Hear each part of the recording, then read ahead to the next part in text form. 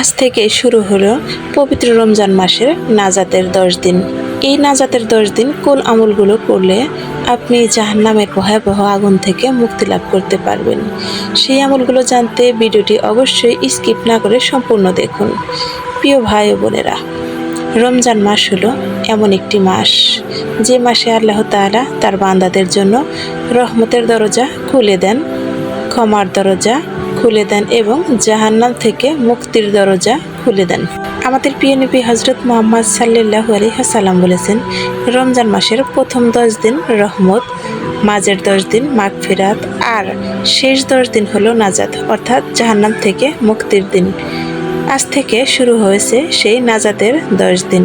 এই সময় যদি আমি এমন বিশেষ কিছু আমল করি, তাহলে কিয়ামতের সেই কঠিন মুহূর্তে জাহান্নামের আগুন থেকে আপনি মুক্তি লাভ করতে পারবেন। তাই ভিডিওটি শেষ পর্যন্ত শুনুন, কারণ শেষের আমলটি এমন একটি আমল যা করলে আল্লাহর রহমত দ্রুত নেমে আসে। চলুন এক্ষুনি জেনে নিই নাজাতের 10 দিন কোন আমলগুলো আপনি করবেন। নাম্বার 1, বেশি বেশি ইস্তেগফার করা। প্রিয় ভাই ও বোনেরা, নাজাতের এই দিনগুলোতে সবচেয়ে বেশি যে আমলটি করা দরকার তা হলো ইস্তেগফার, অর্থাৎ বারবার বলা আস্তাগফিরুল্লাহ আস্তাগফিরুল্লাহ। আমরা সবাই ভুল, কিন্তু আল্লাহ তাআলা বলেন, তোমরা আমার কাছে ক্ষমা চাও, আমি তোমাদের ক্ষমা করে দেব। রাসূলুল্লাহ সাল্লাল্লাহু আলাইহি ওয়াসাল্লাম দিনে 70 বারেরও বেশি ইস্তেগফার করতেন। যিনি ছিলেন নিষ্পাপ, যার কোনো পাপ ছিল না। আর আমরা তো গুনাহগার, তাহলে আমাদের কতবার পড়া উচিত? তাই রমজান মাসের এই শেষের 10 দিন বেশি বেশি বলুন আস্তাগফিরুল্লাহ আস্তাগফিরুল্লাহ।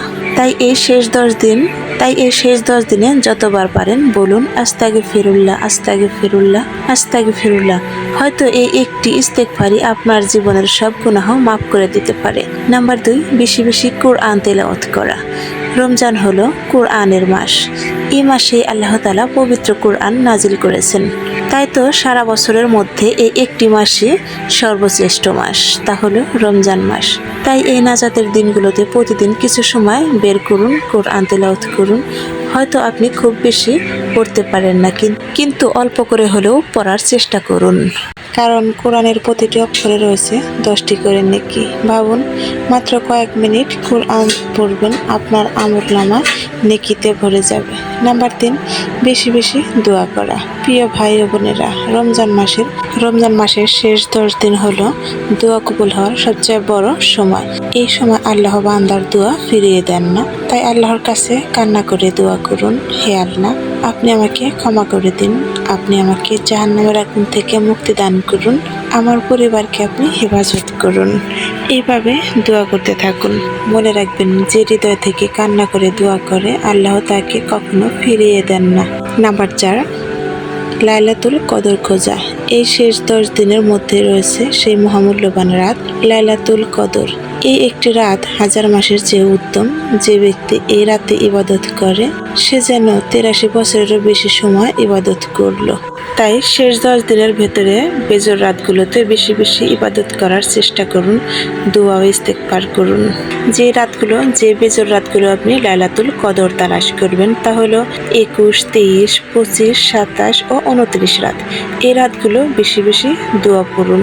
আর এই বেজোর রাতগুলোতে এই দোয়াটি বেশি বেশি পড়ার চেষ্টা করুন, তাহলে আল্লাহুম্মা ইন্নাকা আফুউন তুহিব্বুল আফওয়া ফাফু আন্নি। বাংলা অর্থ, হে আল্লাহ, আপনি ক্ষমাশীল, আপনি ক্ষমা করতে ভালোবাসেন, তাই আপনি আমাকে ক্ষমা করুন। নাম্বার 5, বেশি বেশি দান সাদকা করা। প্রিয় ভাই ও বোনেরা, রমজানের শেষ 10 দিন হলো দান করার সেরা সময়।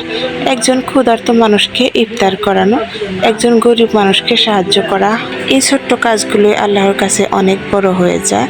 নবীজি সাল্লাল্লাহু আলাইহি ওয়াসাল্লাম রমজানের শেষ 10 দিন দান সাদকায় সবচেয়ে বেশি উদার হয়ে যেতেন। হয়তো আপনার সামান্য দানই কিয়ামতের দিন আপনার জন্য বড় নাজাতের কারণ হবে।